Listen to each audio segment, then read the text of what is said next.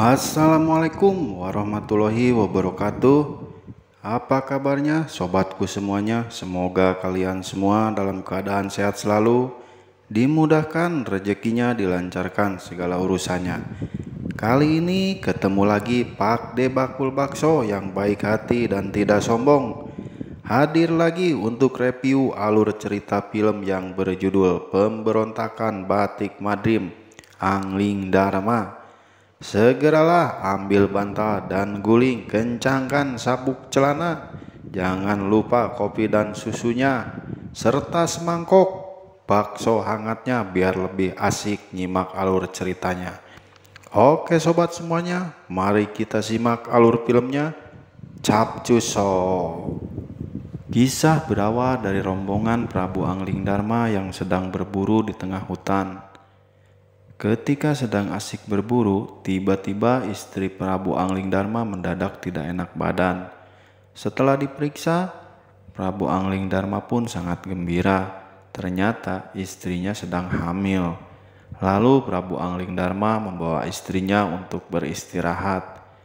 Dan Pati Batik Madrim pun meminta izin untuk meneruskan perburuannya.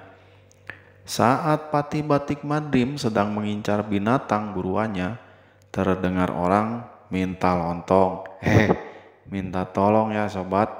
Pati Batik Madrim pun tidak jadi melepaskan anak panahnya, dan dia pun segera pergi untuk menolong orang itu.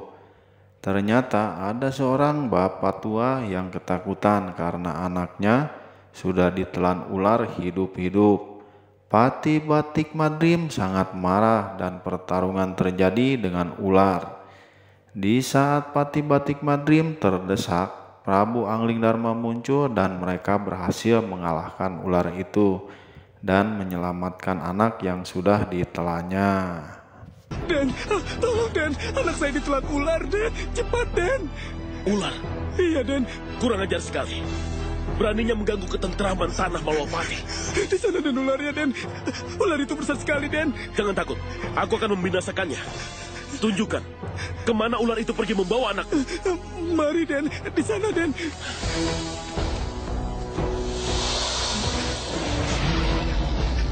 Den, itu Den ularnya Den.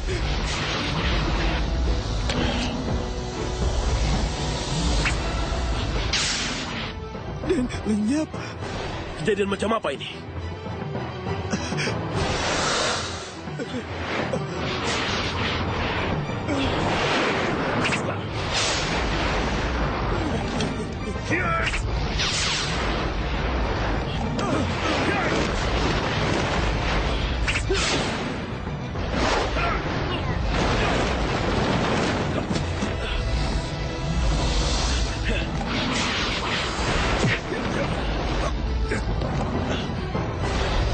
Hati-hati.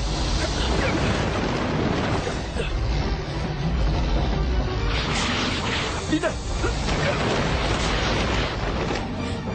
Kakak.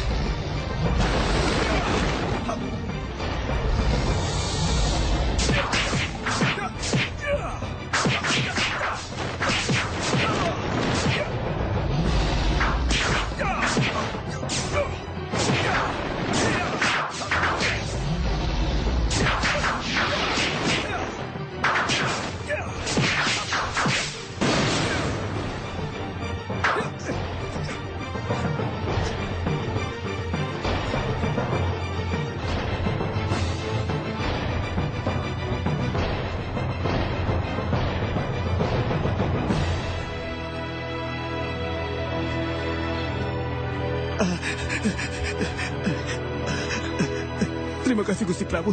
Terima kasih. Seandainya Gusti Prabu tidak bertindak cepat, anak saya yang satu-satunya ini pasti sudah mati di dalam perut ular itu.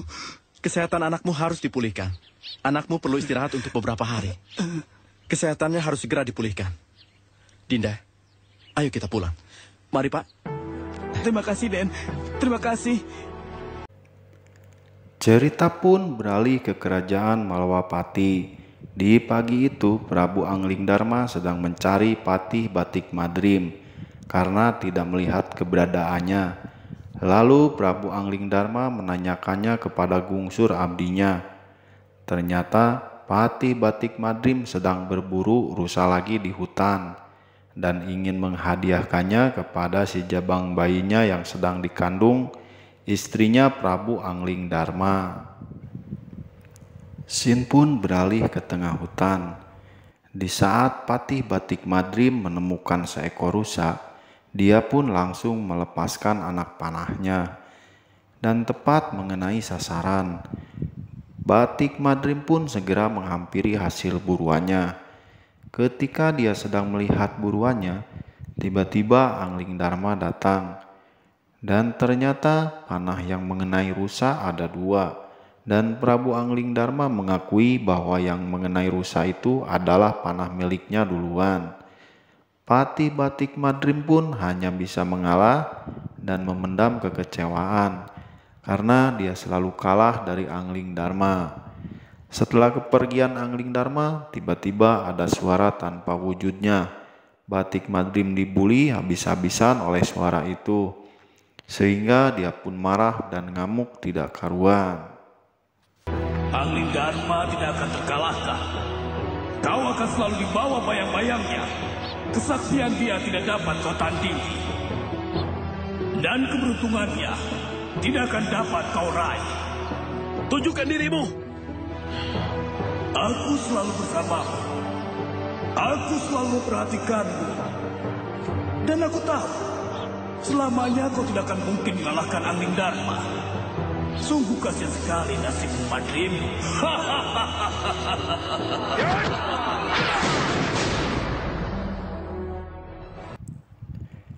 Di malam harinya, Patih Batik Madrim sangat gelisah karena hanya bantal dan guling yang menjadi teman tidurnya. Dia pun keluar dan ngobrol sama abdinya. Patih Batik Madrim mengutarakan isi hatinya kepada abdinya. Dia ingin sekali menghadiahkan ayam kesayangannya kepada Prabu Angling Darma, karena hanya dengan cara itu dia bisa menghilangkan kegelisahannya. Aduh, maaf, monggo. Istrimu marah lagi, Klungsur? Oh, tidak, Gusti. Udara hari ini sangat panas sekali. Makanya hamba nggak bisa tidur. Aku berpikir akan menghadiahkan ayam jagoku ini kepada Gusti Prabu Angling Darma. Tidak sia-sia kalau saya memelihara Gusti Patih. Aduh, Gusti Patih. Memelihara ayam Gusti Patih Batik Madrim. Bahkan semua orang sudah tahu, tidak ada yang menandingi ayam itu. Bahkan ayam Prabu Angling Darma pun bisa Aku pernah sampaikan niatku, tapi Prabu Angling Darma menolaknya. Tidak heran. Gusti Prabu tahu kalau Gusti Patih Batik Madrim sangat menyayangi ayam ini. Aku sangat senang jika Prabu Angling Darma mau menerima ayam kesayanganku ini. Itu adalah hakikatnya dari sebuah kesetiaan. Untuk itu, aku akan mencobanya sekali lagi. Betul sekali. Itu tindakan yang terpuji, Gusti Patih. Cerita pun beralih ke kamarnya Prabu Angling Darma. Ketika mereka sedang asik bermesraan dan mau bercocok tanam, entah apa yang mau ditanam, mungkin sayuran ataupun buah-buahan ya sob, Angling Darma dikejutkan oleh kedatangan Raja Naga. Ia pun menyuruh Angling Darma untuk pergi meninggalkan Malwapati sebagai penebus dosanya karena sudah melakukan dosa pada istri pertamanya dan melanggar sumpahnya. Hamba penuhi sehingga Gusti sengaja menemui hamba. Angling Darma, kau telah ingkar janji setiamu dengan istri pertamamu Setiawati. Kau juga membatalkan untuk terjun ke api. Artinya, kau harus melaksanakan tapa dengan cara kembali keluar dari istana untuk melakukan pengembaraan. Selama tapa itu, kau harus menolong yang lemah, menyembuhkan yang sakit, dan menegakkan panji-panji kebenaran. Sementara itu pula, kamu harus berjalan tanpa nama, tanpa kedudukan, tanpa asal-usul, sampai datang tanda-tanda ampunan. Ingatlah baik-baik semua ini Angling Darma, sampai datang tanda-tanda ampunan itu. Sin pun beralih ke kerajaan Kertanegara. Prabu Sunyoto mempunyai seorang putri yang sangat cantik dan menjadi rebutan para lelaki si hidung belang, termasuk Prabu Pancadnyono dari kerajaan Simbarmayura, yang sudah kedua kalinya melamar putrinya Prabu Sunyoto, tetapi tetap ditolak, hingga membuat utusan Prabu Pancadnyono marah dan membawa rohnya putri Ken Susilowati, sehingga putri pun jatuh sakit dan tidak ada yang bisa menyembuhkannya. Hingga sang raja pun mengadakan sayembara, siapapun yang berhasil menyembuhkan putrinya, kalau laki-laki akan dijadikan menantunya, tapi kalau perempuan akan diangkat menjadi anaknya. Anakku, Ken, bangun Ken. Kanda. Kalau begini jadinya, kita harus mengadakan sayembara. Kirimkan pengumuman tentang sayembara ini kepada semua ksatria. Barang siapa yang dapat menyembuhkan putriku, kalau dia seorang laki-laki akan kujadikan suaminya. Kalau dia wanita, akan kujadikan anak angkatku. baik Gusti Prabu. Hamba akan sebarkan sayembara ini. Ketika Patih Batik Madrim dan Gungsur abdinya yang sedang istirahat, tiba-tiba ada surat jatuh dari kantor pos di atas langit. Mereka pun penasaran apa isi dari surat itu. Dengan rasa penasaran, Patih Batik Madrim membuka dan membaca isi suratnya. Ternyata isinya adalah sayembara yang dibuat Prabu Sunyoto dari kerajaan Kertanegara.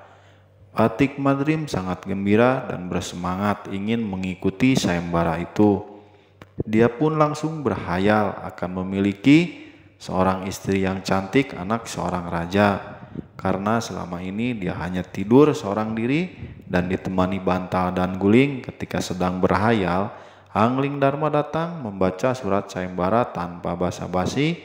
Angling Dharma pergi, Patih pun hanya bisa termenung, lalu mengikuti Angling Dharma pergi ke kerajaan Kertanegara. Udahlah Gusti Patih, jangan punya pikiran yang muluk-muluk, gitu loh. Kamu sendiri yang menganjurkan supaya aku segera mendapatkan pendamping hidup. Iya kan, Gungsur? Ya, gitu deh. Hi.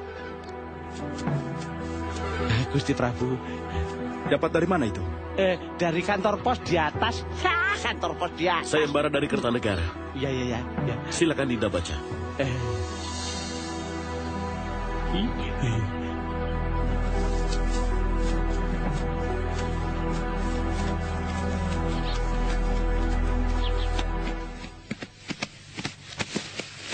Sembah hamba Gusti Prabu. Jika diizinkan, hamba akan mengikuti sayembara.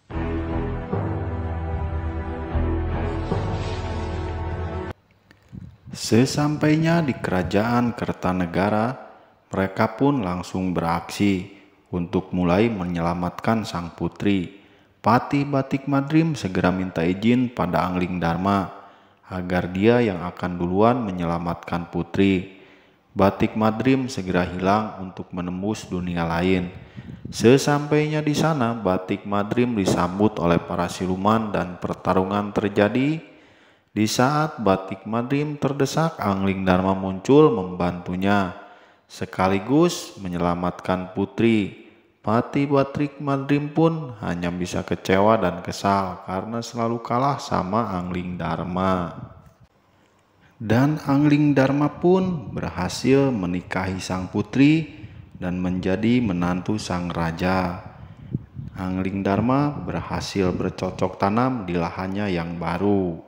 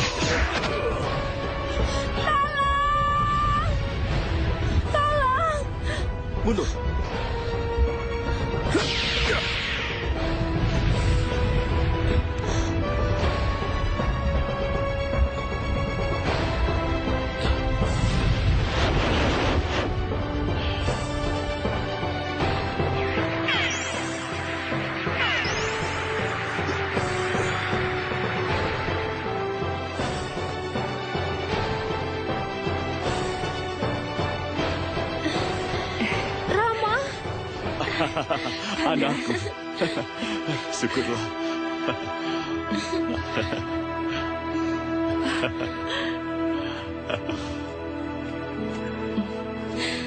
Kanda,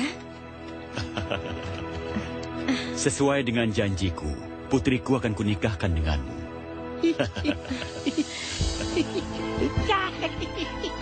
Putriku akan kunikahkan denganmu. Terima kasih Gusti Prabu. Ya. Setelah menikah dengan sang putri dan tinggal beberapa hari di kerajaan Kertanegara, Prabu Anglingdarma pun pulang ke kerajaan Malwapati membawa istrinya. Di tengah perjalanan di tengah hutan, mereka dikejutkan sebuah bayangan. Anglingdarma yang merasa curiga, dia langsung duduk dan melakukan pisah raga untuk mengejar bayangan tadi. Dia berpesan kepada Patih Batik Madrim untuk menjaga putri. Putri yang merasa kesal, akhirnya dia memutuskan untuk kembali ke kerajaan Kertanegara, meninggalkan Batik Madrim dan raganya Prabu Anglingdarma. Setelah kepergian putri dan pasukannya, tinggallah Batik Madrim sendiri. Dia gelisah menunggu kedatangan Anglingdarma. Tiba-tiba suara yang pernah mengganggunya datang lagi, menyuruh Batik Madrim untuk masuk ke dalam raga Anglingdarma. Batik Madrim galau antara menurutinya atau tidak, karena sesungguhnya dia seorang patih yang sangat setia walaupun sering dikecewakan. Tetapi suara itu terus menghasutnya, sehingga membuat Patih pun luluh dan masuk ke raganya Anglingdarma. Karena memang ada benarnya, kalau dia masuk dan menjadi Anglingdarma, dia akan dengan mudah untuk menguasai Malwapati, bahkan bisa bercocok tanam dengan istri-istrinya Prabu Anglingdarma yang cantik dan seksi. Tidak mungkin. Madrim, di Malwapati kau akan dikelilingi selir-selir cantik, bersanding dengan Anggorowati. Masuklah ke raga Anglingdarma, Madrim. Yang membedakan kamu dengannya hanyalah raga. Raganya sebagai Prabu, ragamu sebagai Patih. Segalanya akan berubah begitu kau menguasai raganya.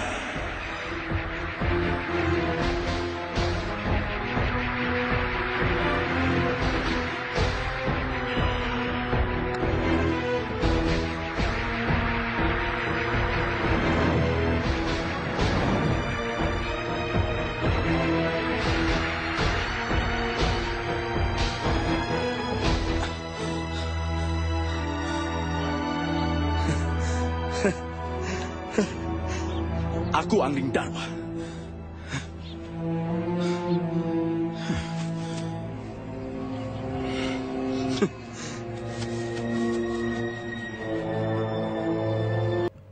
Sesampainya di istana Malwapati, Batik Madrim yang sudah berada di dalam raganya Anglingdarma rupanya sudah tidak tahan melihat kecantikan dan kemolekan istrinya Prabu Anglingdarma. Tanpa mau berlama-lama, dia pun segera mengajak istrinya untuk main kuda lumping. Akan tetapi istrinya Anglingdarma sudah merasa curiga semenjak kepulangan suaminya. Dia pun berusaha untuk menolaknya. Kakanda tidak apa-apa. Kakanda hanya rindu pada Dinda. Dinda. Jangan Kanda, jangan sekarang. Lebih baik kita tunggu sampai dayang-dayang datang membawa bunga. Kenapa harus tergantung dengan bunga? Biarlah kerinduan ini kita lalui berdua.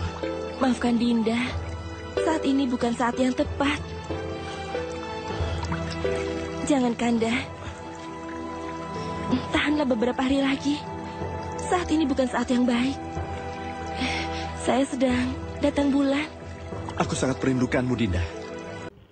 Singkat cerita, Prabu Anglingdarma yang asli berhasil mengusir roh patihnya dan kembali menguasai raganya. Ketika Anglingdarma dan istrinya sedang melepaskan rindu dan hasratnya untuk bermain congkak, tiba-tiba dikagetkan dengan kemunculan Prabu Pancadnyono yang ingin membalas dendam karena sudah menghancurkan kerajaan dan membunuh anak buahnya.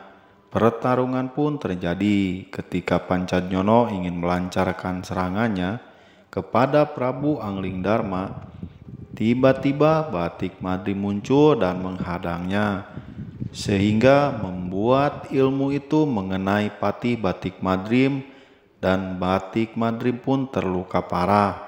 Dan di saat dia terluka, dia berhasil membunuh Prabu Pancadnyono. Akhirnya keduanya pun tewas dan film pun selesai.